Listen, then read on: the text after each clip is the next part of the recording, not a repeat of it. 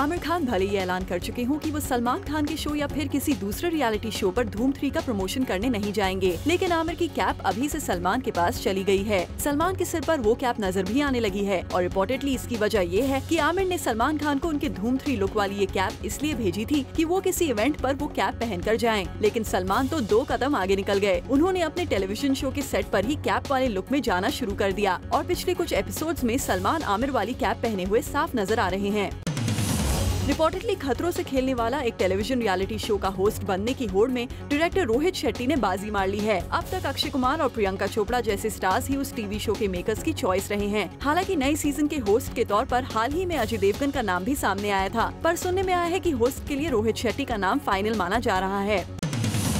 संजय दत्त के पैरोल को लेकर शुरू हुई कंट्रोवर्सी में नया अपडेट आया है। रिसेंटली जिस डॉक्टर ने लिवर में ट्यूमर की बात कहकर मान्यता दत्त को बीमार बताया था, अब उनका कहना है कि अगर मान्यता लिवर का इलाज कुछ सालों बाद भी करवाएं तो कोई कॉम्प्लिकेशन नहीं होगा। हालांकि डॉक्टर का कहना है कि वो मान्यता के कुछ और टेस्ट करवाना चाहते हैं, जिससे उनकी बीमारी की असली वजह पता चल जाए।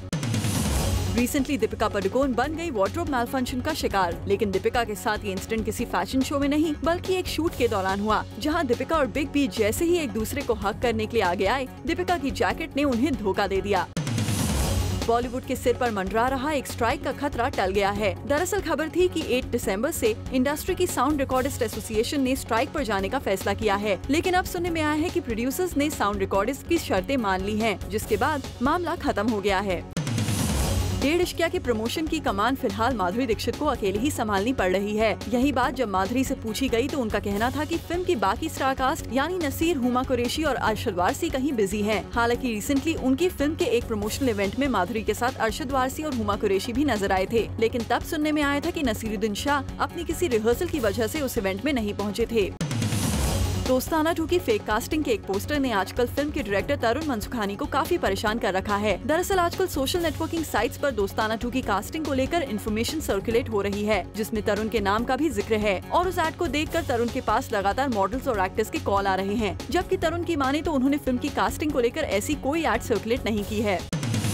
रिसेंटली खबर आई है कि ऋषि कपूर करण जौहर और करीना कपूर से काफी नाराज हैं। करण के शो पर करीना का रणबीर कटरीना के अलेजेड लिंकअप का मजाक बनाया जाना बताया गया है इसका रीजन, लेकिन करण जौहर का कहना है कि ऋषि कपूर उनसे कभी भी नाराज नहीं हो सकते। करण जौहर ने ऋषि कपूर के नाराज होने की खबरों को सिर्फ रूमर बताया है।